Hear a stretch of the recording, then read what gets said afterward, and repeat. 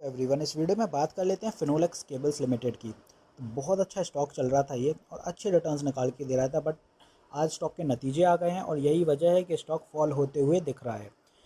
No doubt in that के stock के नतीजे बहुत अच्छे रहे हैं, बट फिर भी स्टॉक नीचे आया है क्योंकि मार्केट को स्टॉक के नतीजे पसंद नहीं आए, इसीलिए स्टॉक नीचे आ रहा है।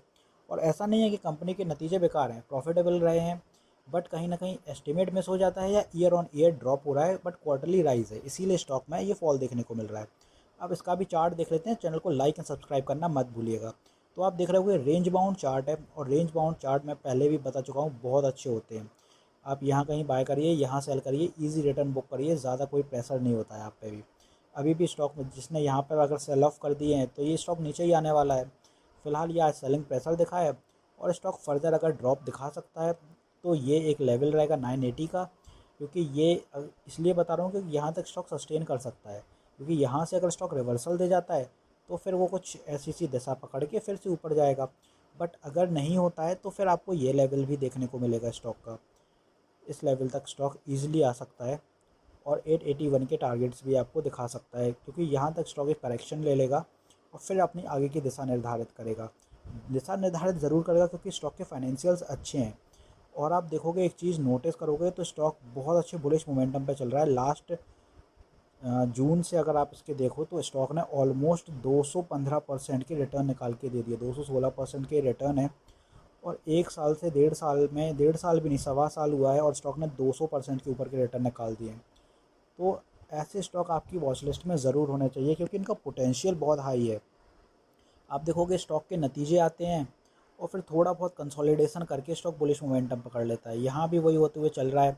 यहाँ नतीजे आए, थोड़ा गिरा, फिर ऊपर बढ़ गया क्योंकि नतीजे प्रॉफिटेबल हैं। सारी प्रॉफिटेबल कंपनी डिविडेंड भी दे रही है ईयर ऑन ईयर, और टाइम पर ही डिविडेंड दे रही है। 6 रुपये का डिविडेंड था इनका लास्ट सितंबर के क्वार्टर में, उसके बाद अभी डिविडेंड इशू तो नहीं हुआ है।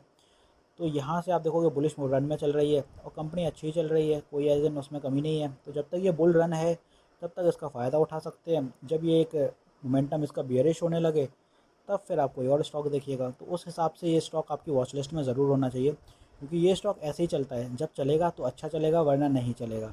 यहाँ भी आप नोटिस करोगे तो यहाँ से जब स्टॉक ने अपनी बुल रन दिखाई तो ऑलमोस्ट यहाँ से 50% का रिटर्न निकाला। यहाँ से भी जब स्टॉक आगे बढ़ा तो स्टॉक ने 35% के रिटर्न निकाले। तो स्टॉक जब चलता है बहुत अच्छा चलता है, कोई कंसोलिडेशन का मैटर नहीं रहता है स्टॉक में। पर डे आप देखोगे कैंडल्स भी बहुत अच्छी बन रही हैं। आप देखोगे अच्छी खासी बुलिश मोमेंटम दिखाता है, फिर कंसोलिडेशन का, फिर बुलिश मोमेंटम, ऐसे ही चल रहा है। तो ऐसे स्टॉक को ईजी रहता है टाइम करना, और जब चैनल में ट्रेड करते हैं ऐसे स्टॉक तो बहुत आसान हो जाता है। तो फिलहाल के लिए मैंने आपको दो इसके सपोर्ट बताई दिए हैं कि स्टॉक यहाँ तक आ सकता है, और अगर यहाँ से रिवर्सल दिया तो ये ट्रेंड लाइन इसका मेजर हर्डल का काम करेगी, क्योंकि इसी ट्रेंड लाइन के साथ स्टॉक ऊपर जाता रहेगा धीरे धीरे करके। एक नज़र इसके नतीजों पर भी डाल लेते हैं। तो यहाँ आप नोटिस करोगे सेल्स इनकी थोड़ी सी कम है, इसी वजह से एक्सपेंसेस गिरे हैं, अदरवाइज़ ये बराबर होते हैं। तो इस बार भी जून के क्वार्टर में सेल्स और एक्सपेंसेस बराबर ही रहते हैं।